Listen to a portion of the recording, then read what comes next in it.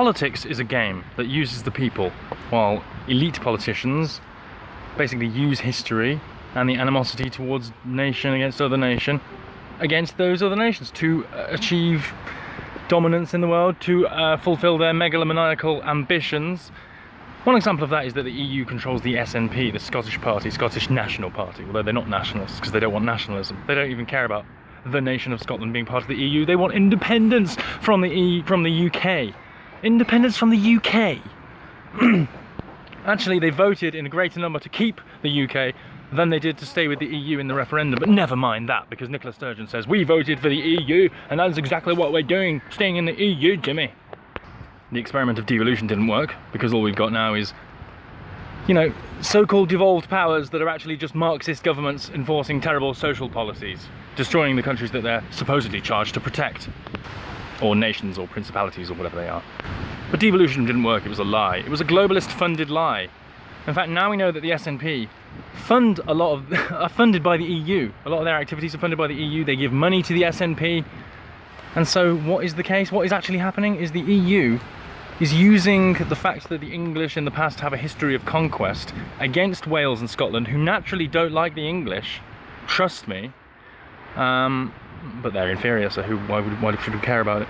But basically, yeah, the jocks and the sheepshaggers, they seem to have a problem with the English, just generally, more than we have a problem with them, I have to say.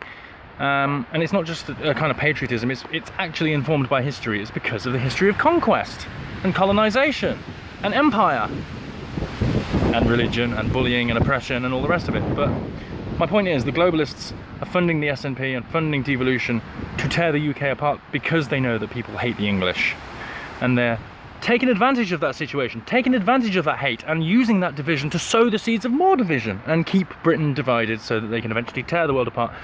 And why? Are they doing this to punish the UK because we voted in the referendum to leave their disgusting empire?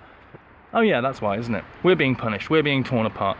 Although the devolution started before the referendum, so this does make you think this was a long-term plan beforehand, and the referendum and devolution go hand in hand to destroy the UK and fulfill globalism.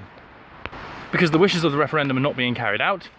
That was just an advisory referendum, even by the politicians apparently. I mean, I don't think it was, and it actually wasn't, and they said it would be implemented, and they said that 9 million was spent on the literature that they said would be implemented, and now we've got through our third Prime Minister on this subject, and it's the third obfuscatory figurehead. It's the third representative of globalism.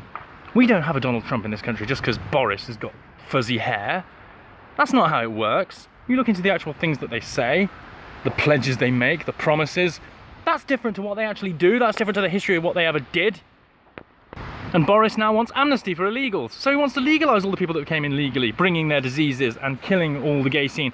You know how the LGBT doesn't care about gay diseases, like the increase of treatment-resistant hepatitis, treatment-resistant gonorrhea. It doesn't care about that because it worries more about, you know, children's rights to be able to be naked in front of an erect penis. And so fuck the LGBT, quite frankly.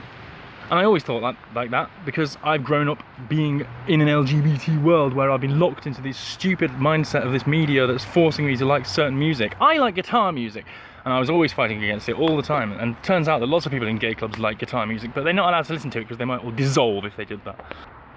So they talk about pronouns, they talk about banning people that say certain words, but they never talk about disease rates, and they never conflate that with migration, and they never talk about the housing problem, and that's with migration, and the overcrowding in hospitals and waiting lists, and that's with migration. Everything comes down to mass migration, and what does Boris want to do? He wants to mainline it. He wants to do exactly what the UN wants.